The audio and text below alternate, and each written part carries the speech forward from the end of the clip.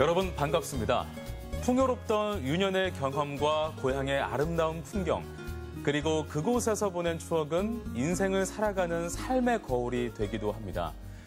방안퉁수라고 불리며 책과 뒹굴던 시간이 행복했던 어린 소녀는요, 5월에 연초록 실록을 좋아하는 작가가 됐습니다. 나는 여전히 꿈꾸는 소녀이고 싶다. 시간을 거스르는 아름다운 동심의 주인공, 한윤희 동화 작가님 나오셨습니다. 안녕하세요. 안녕하세요. 네, 작가님 반갑습니다. 네, 반갑습니다. 작가님, 저희가 조사를 하다 보니까요, 수식어가 굉장히 많습니다. 제가 한번 좀 소개를 해드릴게요. 샛별같이 반짝이던 전주의 소녀 문사, 그리고 고향 전주를 사랑하는 동화 작가, 또 시골 마을 쑥향기 같은 청량감을 안겨주는 작가라는 수식어들이 따라붙는데 어떻게 만족하십니까? 네. 네, 제 작품과 그 동화 작가로서의 한윤희에 대한 평이 대부분 그 표현이 달라도 그런 류의 평을 자주 듣습니다. 그런 말을 들을 때마다 뭐 그런가 하며 싫지 않았습니다. 네. 알겠습니다. 네. 그 1976년 서울신문 신춘문예 당선으로 등단한 지 올해로 40년이 됐다고 들었어요. 76년 데뷔했으니까 작년 연말에 책이 나왔거든요. 그래서 책을 만들면서 머릿말도 쓰고 하다 보니까 40년이더라고요. 그래서 40년 기념 작품집이 된 겁니다. 아, 그렇군요. 여전히 이제 동화를 사랑하시고 또 작품 활동을 하고 계신데 방금 말씀하셨던 그 40년 기념으로 나온 책이 또 이번에 나온 책인데 이 이름이 기린마을 아이들이라는 책이에요. 이 책 소개 좀 해주세요. 기린마을 아이들은 그 최근 한 2, 3년 사이에 그 어른 독자를 대상으로 한 그 문예지에 발표한 작품들 중에서 9편을 골라서 묶은 작품집입니다. 기린마을 아이들은 내가 나고 살던 그 고향 마을을 배경으로 하고 있어요. 그래서 자연에 순응하며 마음껏 자연에서 뛰놀면서 그 여럿이 함께하는 놀이를 통해서 슬기와 지혜를 배우고 꿈을 이루어가면서 살아가는 아이들 이야기입니다. 그리고 또 뜻깊은 일이 지난 5월 10일에 있었습니다. 그때 제20회 한국 가톨릭 문학상 시상식이 있었는데 방금 소개하셨던 그 기린마을 아이들 40년 동안 이제 40주년으로 만든 이 펴낸 책이 수상을 하게 됐어요. 감회가 좀 어땠어요? 그 수상 소식을 전화로 들은 날은 3월 30일이었어요. 그날은 제 생일이었습니다. 아, 그래요? 그러니까 생애 최고 생일 선물이 된 거죠. 그리고 이번 책은 2013년도에 선집이 나왔고, 선집은 새 작품이 아니죠. 그동안 발표했던 작품들에서 이제 좋은 작품을 뽑아서 선집을 낸 거고, 그 이듬해 나온 것이 2014년도에 그림책이 나왔고, 그 다음에 이제 2017년에 기린마을 아이들인데, 그러니까 책을 그렇게 드물게 내는 편에 속해요. 이제 오랜만에 이제 창작집, 제대로 된 단편 동화집을 낸 건데, 이 책을 내다 보니까 40년 기념 작품집이 됐고, 큰 권위 있는 큰 상을 또 받게 되고, 그러니까 정말 비할 데 없이 좋지요. 그래도 수상의 영예를 안게 되면 그것만큼 또 영광인 게 없는데, 그렇죠. 그동안은 좀 그런 수상의 기회가 없어서 좀 서운한 마음은 없었나요? 아니요, 뭐 이제 이게 그 주류에서 벗어나 있었다고 할까, 단체에. 그러니까 초기에는 그 고향의 봄의 작가 이원수 선생님, 그 다음에 이제 국민 동요로 일컬어지는 나뭇잎배의 작가 박홍근 선생님, 그 선생님들이 한국 아동문학계를 이끌고 있을 때에는 선두 그룹에 있었죠. 근데 그때는 뭐 상들이 많지 않았어요. 근데 그 이후에 그 단체에 잘 나가지도 않았고, 몇십 년 동안 이제 다른 동네에서 놀았지요. 다른 동네에서 말하자면 다른 장르. 그래서 지인들도 아동문학인들보다는 다른 장르 사람들이 많아요. 네. 학창 시절 제 친구들도 보면 네. 뭐 편지 쓰기 좋아하고 또 글 쓰는 거 좋아하는 친구들이 나중에 가서도 이렇게 네. 글을 잘 쓰는 어른들로 돼 있더라고요. 네. 우리 작가님은 어렸을 때 어떤 아이였습니까? 네, 어렸을 때 그러니까 초등학교 입학하기 전에는 네. 혼자서 집에서 뒤적거리며 잘 놀았다고 해요. 네. 밖에 잘 나가지 않고. 네네. 뭐 어렸을 때부터 말이 없는 것은 뭐 50대까지 말이 없다는 소리를 들었는데 그리고 이제 초등학교 입학하면서 글을 읽게 되자 이제 예. 책을 손에 들고 이제 놓지를 않았다고 합니다. 집에 이제 책이 많았는데 우리 집에는 아, 그래요? 네. 예, 뭐 손 뻗치면 어디든 책이 있었어요. 네. 예. 그러니까 하루 종일 뭐 책을 붙들고 살다시피 했다고 합니다. 그래서 지금도 생각을 하면 뭐 날씨가 추운 겨울날 양지 바른 그 양지를 찾아서 네. 그 마루 끝에 걸터 앉아서 책을 읽거나 아니면 장독대 그 돌로 쌓은 단 장독대에 앉아서 네. 햇볕 쬐면서 책을 읽는 모습이 생각이 나요. 네.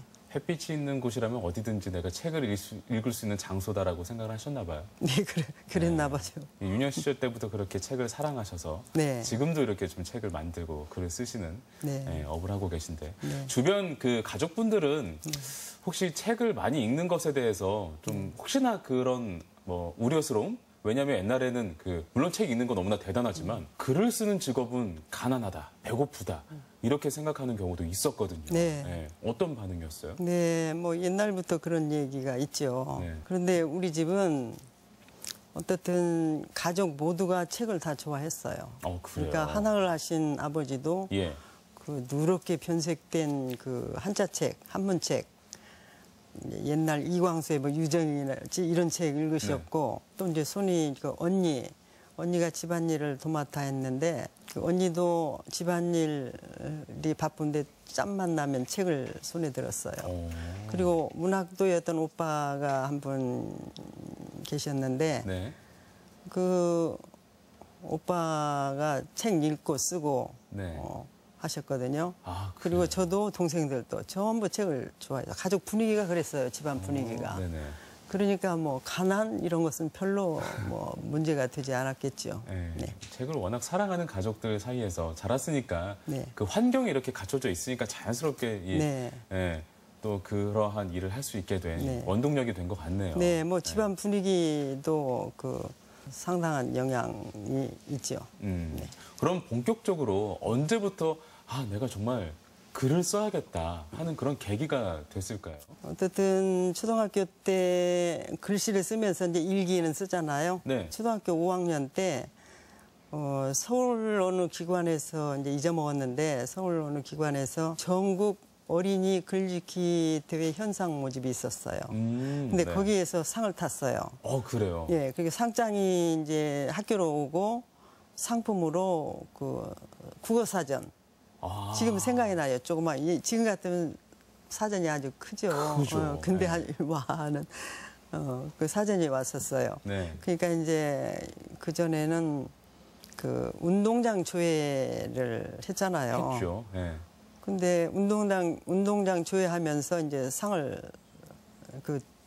그 전교 어린이가 보는 앞에서 조회 시간에 상을 타니까 네. 이제 그때 아마 글쓰기에 자신감을 가지게 된 거죠. 네. 이제 미술과 그 글짓기에 소질이 있어갖고 두 가지를 같이 했는데 네. 그때 이제 전국적인 그 글짓기 상을 타고 나니까 이제 작가가 돼야 되겠다. 그때 마음을 이제 먹고 중학교에 진학하면서 문예반에 들고 뭐 학생 잡지에 뭐 투고를 하고 네. 또 상을 타면서 이제 신춘 문제까지 된 거죠. 그때 한 번의 수상이 인생을 바꿔버렸네요. 네, 그렇죠. 네. 한 권의 책이 인생을 바꾼다는 말도 있잖아요. 맞아요. 책도 그렇지만 그런 계기도 그렇죠. 네. 그 어렸을 때 이제 미술도 좋아하셨다고 하는데 네. 미술 하면 또 이 그림도 사실 마음이 순수해야 더 잘 그려지잖아요. 보는 사람도 순수하게 그 마음을 또 바꾸기도 하고 그래서 동화에 이렇게 접근하게 된 건가요? 원래 소설 공부를 했어요. 네. 습작계 소설 공부를 했죠. 그러니까 여기서 문예가족이라는 동인 활동을 하면서 이제 소설 습작을 했고 그러면서 동화에 접하게 됐어요. 네. 그러니까 문학자는 오빠의 영향이 참 컸는데 그 동화의 길로 가게 된 것도 오빠가 이제 동화책을 가지고 이야기하면서 네. 매력을 느끼고 그래서 이제 동화에 관심을 크게 갖다 보니까 네. 뭐 동화 쪽으로 이제 길을 굳힌 것은 신춘문예가 동화로 당선을 했으니까. 그 작품이 동화 작품이었군요. 네. 네. 그때부터 이제 완전히 동화에 전념하게 된 거죠. 그 과거의 이력을 보니까요. 그 직업이 굉장히 많았습니다. 네. 국어 교사도 하셨고 네. 잡지사 기자 그리고 또 출판사 편집 부장까지 하면서 이렇게 교육자로도 활동하시고 또 저널리스트로도 활동하셨는데 그 동화 작가만의 매력이 있다면 어떤 매력이 있을까요? 동화를 쓰는 동안에는 동화 속 주인공이 되어서 어린이로 사는 거죠. 동화 속 주인공, 내가 만드는 주인공, 네. 그 캐릭터로 사는 거예요. 순수한, 그렇죠. 네, 그런 것 같아요. 순수함. 네. 그리고 이제 내가 만든 캐릭터 그 주인공이 네. 주인공의 그 삶을 통해서 그걸 읽는 그 아이들이 어떤 상황에 그 주인공의 상황에 처한 상황 이런 삶을 통해서 그 작품을 읽고 어린이들이 이제 꿈을 키우게 되리라는 생각을 갖고 쓰거든요. 네. 기대를 하고 쓰거든요. 많이 읽고 네. 책이 많이 팔릴 것이라고 생각하고 쓰거든요. 네. 쓸 때 즐겁죠. 뭐 어느 분야나 마찬가지일 것 같아요. 그거는. 내가 이 작품을 통해서 다른 사람에게도 이 순수함을 전해갈 수 있다라는 게 그게 아주 큰 매력인 것 같다라는 말씀이신 것 같네요. 네. 그리고 아이들이 이제 한 걸음 성장하리라 네. 이런 생각을 하는 거죠. 네, 알겠습니다. 네. 그 한 권의 책을 만들기까지는 정말 수많은 그 소재들을 또 발굴을 해야 되고 또 이야기거리를 만들어야 되고 해야 되는데 그런 아이디어들은 평소에 어떻게 이렇게 생각을 해내세요? 어떤 한 작품을 구상을 하게 되면 계속 생각을 해요. 예. 뭐 차를 타고 가면서 뭐 누구하고 이 얘기를 하면서도 어떤 그 구상하고 있는 작품하고 연관이 됐다 하면은 반짝 뭐 생각이 떠오르거든요. 그러면 그때 바로 메모를 해두지 않으면 나중에 똑같이 생각나지가 않아요. 그렇죠. 잊어버려요. 네. 변형되거나. 그래서 메모가 참 중요해요. 메모를 해요. 그러니까 그 어떤 한 권의 책을 만들 때 거기 안에 들어가는 아이템들은 결코 먼 곳에 있는 게 아니라 그렇죠. 그러니까 내가 정말로 생활 주변에 평소에 생활하는 이 속에서 그냥 발굴해 내는 거다. 그래서 그거를 작품으로 형상화시키는 거죠. 국민 동요로 불리는 나뭇잎배 작사가인 아동문학가 고 박홍근 선생님과의 인연이 있다고 들었는데요. 네. 어떤 사연들이 있을까요? 박홍근 선생님이 그 한국아동문학인협회 회장으로 계실 때 제가 곁에서 그 협회 일을 도왔었어요. 네. 근데 그 선생님 곁에서 가까이 보니까 굉장히 강직하고 정이 많으신 분인데 그 두 분이 굉장히 이롭게 사셨는데 이제 돌아가시면서 돌아가시기 전에 그 재산하고 뒷일을 이제 가까운 몇 사람들에게 이제 부탁을 하고 돌아가셨어요. 예. 그래서 그거를 카톨릭 유지재단에 기부를 하고 그 박홍근 아동문학상을 운영하고 있는데 예. 지금 현재 제가 그 운영위원으로 일을 하고 있습니다. 그렇군요. 네. 예. 굉장히 다정하신 분이셨어요. 후배들을 굉장히 끔찍히 아끼시고 네. 이끌어주시고.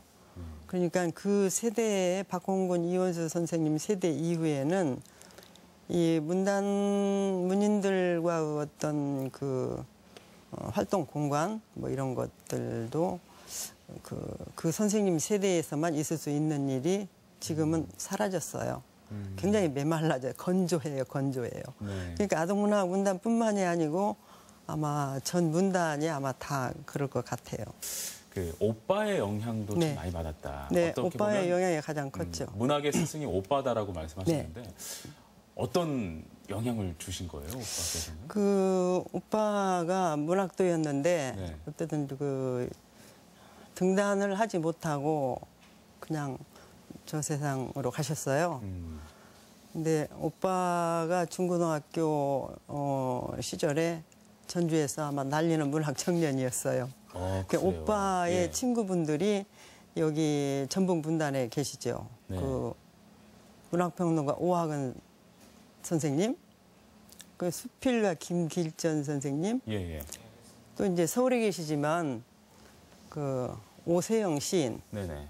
한국 분단의 아주 대단한 분이시죠. 오세영 선생님. 오빠의 절친이신데 네. 이제 그런 분들이 그 문학 서클을 하면서 그때는 우리 오빠가 이제 중심이 되었었는데 우리 집이 부자는 아니었어요.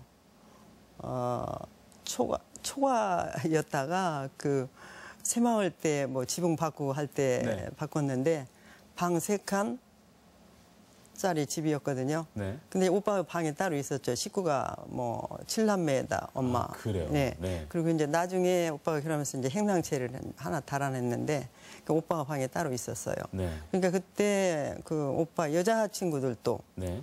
그 집에서 문학의 밤이랄지 그리고 그 문학작품 가지고 뭐 문학 한 대목을 서로 읽으면서 뭐 예. 품평회 이런 것들도 하면서 거기서부터 이제 뭐 맨날 봤으니까 제가 그래서 이제 학교에 가면 마치 내 얘기처럼 네. 친구들한테 뭐 이야기를 하는 거죠.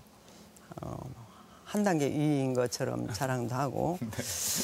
그리고 이제 제가 중학교 가고 고등학교 가고 하면서 오빠가 작품 지도도 했어요. 네. 아동문학을 동화를 쓰게 이제 길을 이렇게 보여준 것도 오빠였고. 네네. 그러니까 그 등단 이후에는 문학 소녀 시절에는 그 문학의 스승이 오빠였고 등단 이후에는 아까 말씀드린 그 여러 선생님들이 스승이라고 할 수 있죠.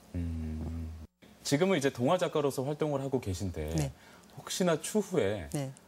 이런 장르의 글도 내가 한번 써봐야지라는 생각은 하고 계신지요? 아니요. 없습니까? 네. 아, 그래요? 오로지 동화만? 네, 하여튼 동화에 전념한 지 40년 됐고 네.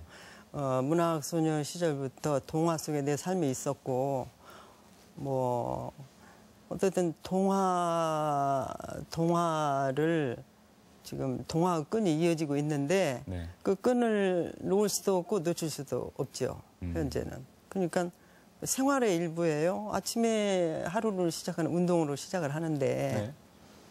읽거나 쓰거나 하는 일밖에 할 수 있는 일이 없으니까 네. 뭐 외부 활동도 뭐 많이 하지만 뭔가 오늘 아무것도 안 했다 그러면 그냥 아무것도 뭐 헛시간 네.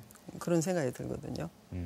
그러니까 앉아서 집에 있는 날은 뭐 컴퓨터 앞에 앉아서 쓰거나 읽거나 그게 뭐 일부죠. 생활의 일부예요.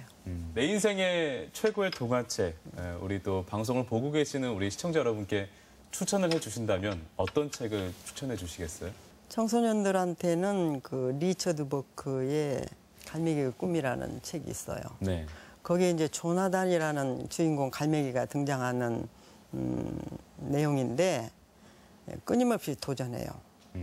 자기 현실에서 그냥 뭐 보통 갈매기들이 그냥 던져주는 먹이나 받아먹고 만족하는데 이 조나단은 높이 꿈을 향해서 꿈을 이루기 위해서 부단히 노력을 하는 갈매기 조나단이에요. 예.